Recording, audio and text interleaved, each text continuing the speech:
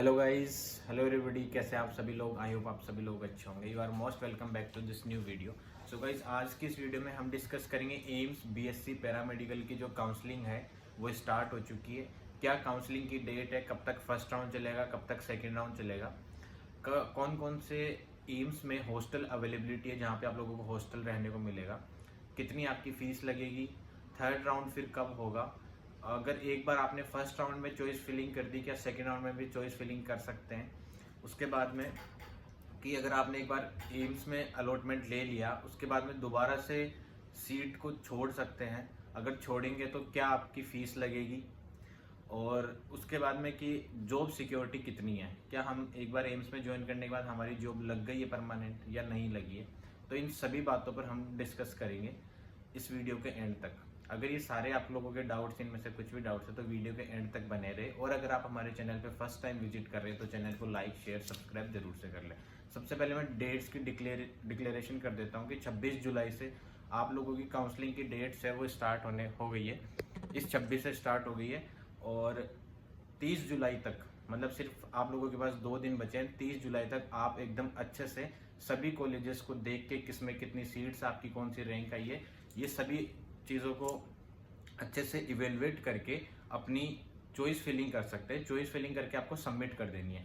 ध्यान रखिएगा कि फर्स्ट राउंड में और सेकेंड राउंड में दोनों में एक बार अगर आप लोगों ने चॉइस फिलिंग कर दी तो एक बार फर्स्ट राउंड में अगर आपने चॉइस फिलिंग कर दी तो सेकेंड राउंड में आप चेंज नहीं कर सकते हैं। डायरेक्ट उसके लिए आपको फिर ओपन राउंड मतलब थर्ड राउंड की काउंसलिंग में पार्टिसिपेट करना पड़ेगा।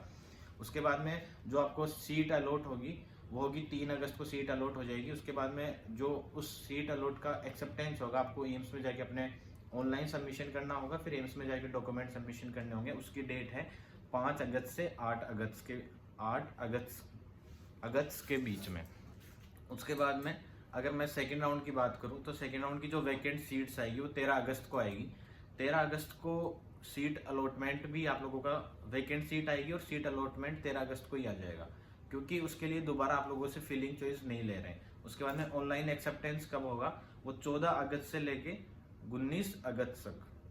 तो ये जो 14 से लेके 19 तक की डेट है उसी में आप लोगों की वैकेंट सीट और ऑनलाइन एक्सेप्टेंस और ऑनलाइन सबमिशन ऑफ डॉक्यूमेंट्स हो जाएगा सेकेंड राउंड का। उसके बाद में फर्स्ट और सेकेंड राउंड का दोनों को एक साथ बुला के आप लोगों के जो नए बैचेस है वो स्टार्ट कर दी जाएंगे। तो ये तो था डेट्स का।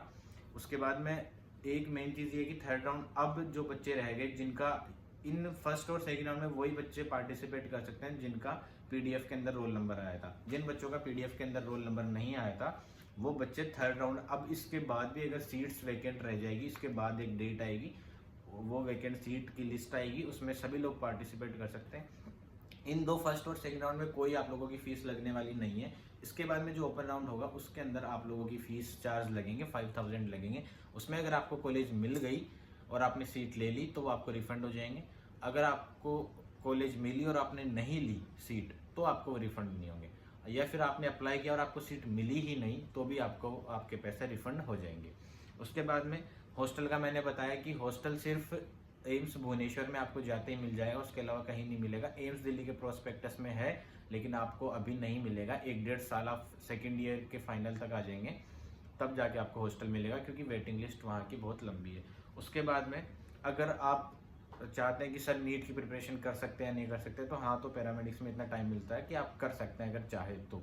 और अगर आपने की और आपको नीट में सीट अलॉट हो गई तो क्या आप सीट छोड़ सकते हैं, तो जब आपका मन चाहे तब आप ली हुई सीट को छोड़ सकते हैं। उसका एक प्रोपोगेंडा है अच्छे से, उसको एक स्टेप्स को स्टेप बाय स्टेप कंप्लीट करके आप अपने ओरिजिनल डॉक्यूमेंट्स वापस लेके जा सकते हैं। थर्ड राउंड का जैसे ही यहाँ से ये फर्स्ट और सेकेंड राउंड की प्रोसेस कंप्लीट होगी, थर्ड राउंड की डेट आ जाएगी, वो मैं आप लोगों को अनाउंस कर दूंगा। उसके बाद में बहुत सारे बच्चे पूछते हैं कि सर कौन सा कोर्स ले कौन सा नहीं ले, तो एम्स दिल्ली के सारे कोर्सेज ही अच्छे हैं, बाकी सभी कॉलेजेस के कोर्स सब बढ़िया है अपनी अपनी जगह पे। तो आप जो कोर्स चाहे जहाँ पे चाहे वो ले सकते हैं, अप्लाई कर सकते हैं। और एम्स दिल्ली के आप प्रायोरिटी रखना कि सभी कोर्सेज अच्छे हैं, और जो डोरा और डीएच के कोर्सेज थे जिनका रजिस्ट्रेशन का इशू था वो हो चुका है, तो अभी उनमें बहुत कम बच्चे हैं, तो वहाँ पे भी आप अप्लाई करके उनमें भी आ सकते हैं। कोई दिक्कत वाली बात अब नहीं है।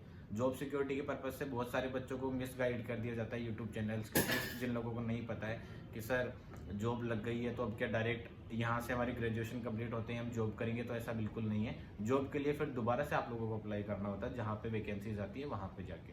तो ये मिस गाइडेंस आप लोग अपने दिमाग से निकाल देना। आई होप आप लोगों के सभी डाउट्स क्लियर होंगे।